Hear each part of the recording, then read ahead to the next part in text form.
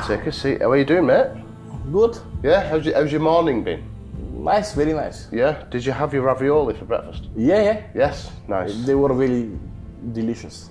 We do it the same again? What? Tomorrow? Same again tomorrow? Maybe I can buy something else for. Yeah. I will decide. I might come out and eat with you guys later Okay. today because it sounded like it was good. Yeah. It was Okay, let's get into this. Hook, top roll press. top row. Flop wrist, king's move. Four priest. Strap, no strap. Strap. Leg days. I don't like. You don't do leg days? No. That's quite a common answer, Georgi. Yeah. Tournaments or super matches? Both of them. One or the other. You can give me reasons. You can say one and then say why. And then Maybe now I prefer super matches. Okay. Because it's more interesting because you go to fight one person and yeah. It's more like having a fight. yeah. Favorite arm wrestler? Favorite arm wrestler, maybe John Brezenk. Okay, a very popular answer. Yeah. Least favorite arm wrestler? To make a list. No, least. The arm wrestler you don't like. Don't like. Yeah. The worst arm wrestler. The worst. They might not be the worst arm wrestler, they might be the worst person. They might just have the worst hair. Or the worst shoes. Oleg Zhok. Oleg Zhok. Yeah. Why Oleg Zhok? Because it's not fair with this hand to make fights with small He's guys. picking on the big men. Yeah. Yeah. Oleg, stop picking on big men. Proudest arm wrestling moment? What was the question? Proudest Moment. So in your career, so winning world championship might be the proudest moment. Your biggest achievement? My biggest achievement is when I became for first time world heavyweight champion in 2021. Yeah. So pretty good. Yeah. I felt like amazing, Yeah. You cannot feel anything. You cannot compare this with anything else. And so 2021. So how old would you have been when you won your first? I was 33 years 33. And Yeah. you've been arm wrestling since old. 18. Since 18. It's a long time. Yeah, but A lot of work in 15 years in the I making. have about 6 or 7 finals on Yeah. the worlds, and I was from Levan, Yeah. Andrei Pushkar. Yeah. So I was also always on the top. Yeah. Always bridesmaid, never the bride. Yeah. But 2021, Yeah. bridesmaid. Yeah. Bride. Short-term goals and long-term goals. About what? So what's your short-term goal? So your short-term goal might be to beat Devon. Your long-term goal might be to be 10-time world champion. I don't know. So now my short goal now is to defeat Devon, Oh, it is. Yeah. to Okay. beat him, and my number one goal is to take the hammer from Levan. Yes. To beat him on King of the Table. Yes. I don't know whether he understands. I don't know whether he's kind of understands that every time he arm wrestles, that hammer is on the line. Yeah. Yeah. So this is my main goal. To get that Dream, hammer. Yeah. To defeat him because now he's, on the top. Yeah. So how, with his injury, I mean, we'll get to that anyway, but let's talk about the hammer for a little bit. Because the hammer is something that your opponent started years ago. So for the people who don't know, what is the legacy hammer? This is maybe the best thing which you can take from this sport. This is like the golden ball in the football, maybe even bigger in our sport. Why? How did it come about? He was from the WAL, Devon, and when Levan defeated him, Devon gave the hammer to Levan, and now I think that this is very, very nice Well, so far there's thing to only been win. 3 people who've had that hammer, and that's Devon, Michael Todd, and Levin. Yeah. And that's because obviously Michael Todd beat Devon in WAL, and and of course when he faced him again, he said, "I want to let's fight for the hammer," and then Devon was like, "This always must go to the greatest arm wrestler on the planet at any one time." And the only way you can get it is by beating that guy. It doesn't belong to any organisation. Yeah. It belongs to arm wrestling. And, I just want to take it and to be mine one day. Yeah. Just visualise. Do you visualise? Every day. Yeah? I dream about this match every day. I don't have family, I don't have wife, kids. When I wake up every morning, I dream about match with Levan, Yeah. It's a dream. It's my wife. Hopefully he sorts his wrist out soon. Let's and gets hope back. he will heal and come back stronger, even stronger. Yeah. So you can beat the strongest Levan there's ever been when you win the hammer. Yeah. Trash talk or sportsmanship? Sportsmanship. Yeah? Yeah. Always?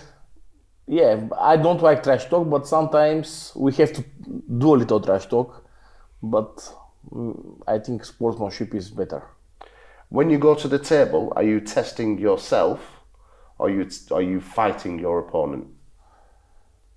I test myself. Yeah. I want to see what is my limit and what I'm capable to do. Usually people who say sportsmanship do also say, I'm testing myself. And usually the people who say, I like trash talk, they say, I want to fight my opponent. So it's 2 different camps in arm wrestling. Yeah, I agree. So, rest or active recovery? I think that before big match, the rest is better. Yeah.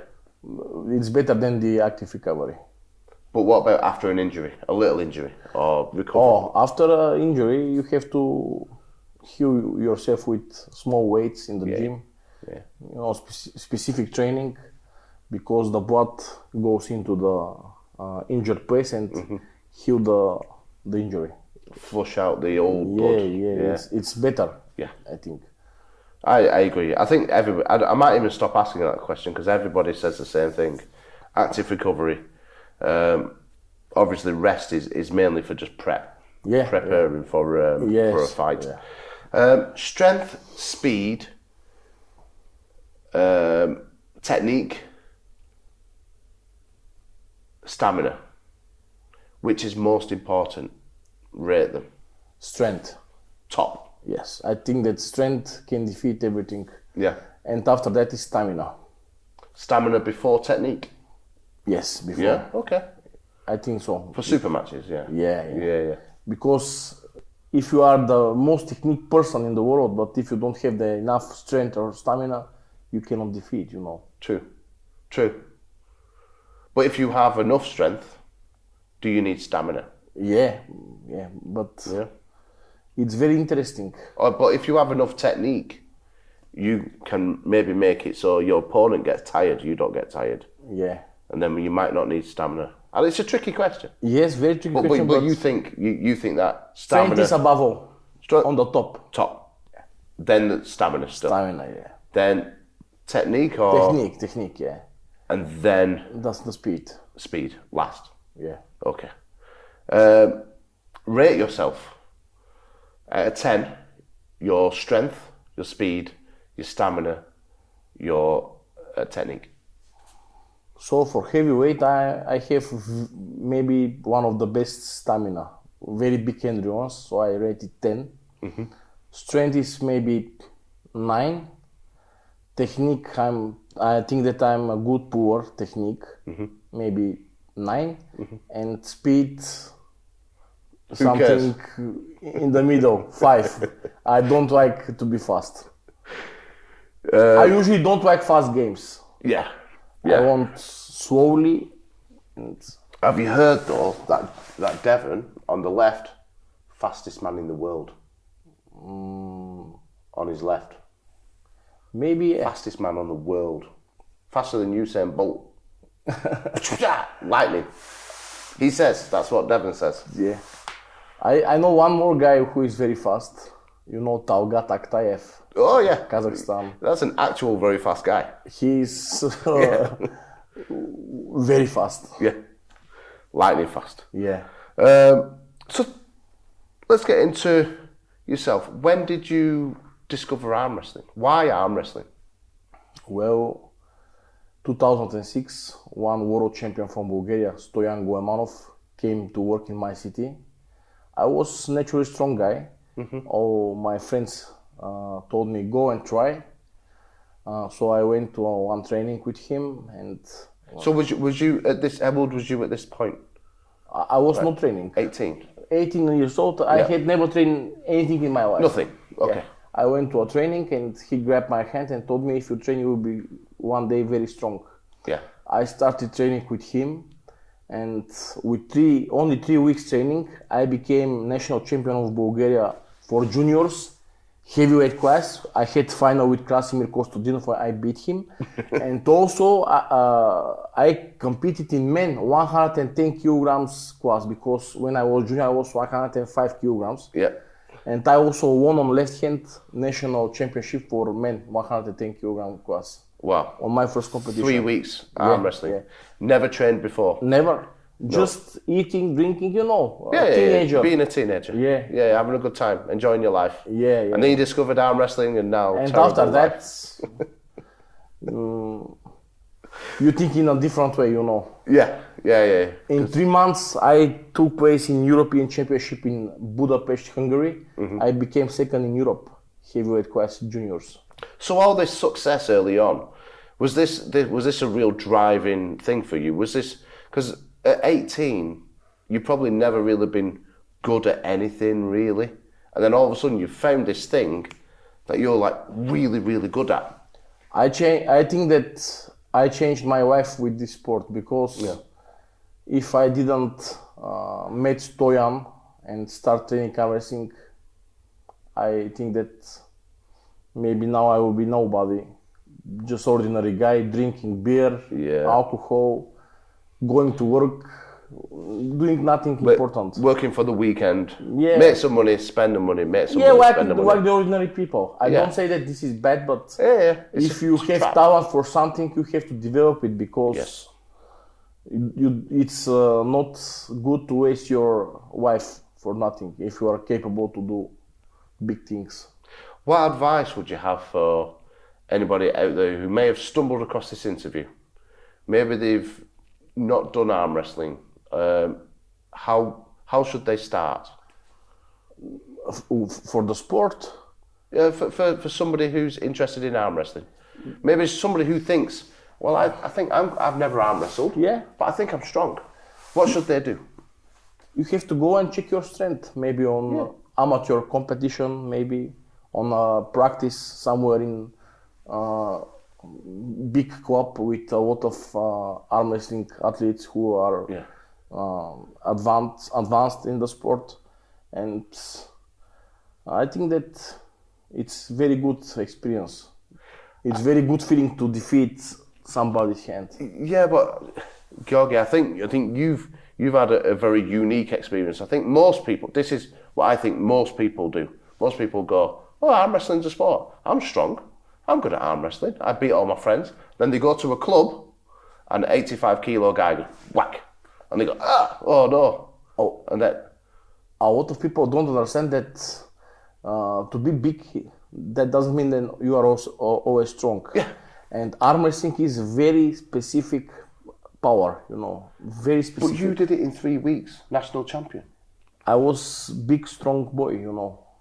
I was working, you know, woods in the everything. What, chopping trees? Yeah. All right. And helping my dad, you know. Yeah. But arm wrestling is very, very specific sport. Yeah. This power, maybe you have to have very good genetic. But plus, if you're a woodsman, there's a lot of swinging axes. There's a lot of, you know, heavy things on the ends of sticks. to pick up trees, to put them in the track. This is also some kind of heavy training. Yeah, yeah. And you do this every day. We were building a hotel during this time. Okay. With my mother, I was helping. Heavy things to remove, to put. If it's heavy, Georgi. Yeah, yeah. Georgi, come in. Yeah. Nice. So tell us about Bulgaria, the arm wrestling. So you a full-time arm wrestler? That is your job? No, I have another job. All right. This is my hobby. Yeah. I have a business with ski rental. I live in the biggest ski resort in Bulgaria. Okay. It's a city called Bansko. It's very beautiful, the most beautiful mountain in our country. During the winter, I work almost every day. Yeah. I don't have so much time to train, but I still train. And after that, I start preparing for big competitions. And arm wrestling is a popular sport in Bulgaria. We have very, very good national team, a lot of world champions. I think that we are one of the best nations in the world in this sport. Unquestionably. It's very difficult to argue with that. The accolades speak for themselves. Yeah. So tell us about your winter job then. It's very difficult because you wake up early in the morning. It's very cold, it's minus 15, 20 degrees. You work all day with clients all around the world. Maybe 50% of the clients are from United Kingdom, from other countries. So that's why your English is really good. Yeah. I can talk good English. And it's a responsible job because the ski is very dangerous sport. Yeah. You have to prepare the skis, to rent them. I have also a ski school. You are teaching kids. It's very responsible job. Yeah. And we work till late night because a lot of people are coming in the night and they want to prepare their ski equipment for the next day because they are real skiers. They go early in the morning to be ready for the day, and it's good job. I make good money, and I love. Do you ski good? I ski, but not good. But I can. Yeah. But I don't have time during the winter because every day work. Yeah. I when I was 21, I taught people how to water ski in Corfu. For 6 months, I was teaching people how to water ski, all different kids, adults, all different people, and I couldn't water ski. I didn't water ski until the last day when I was about to leave, and the guy who owned everything said, "Go on then, you can have a go." I understand. Because every day I was... It's the same. You just work.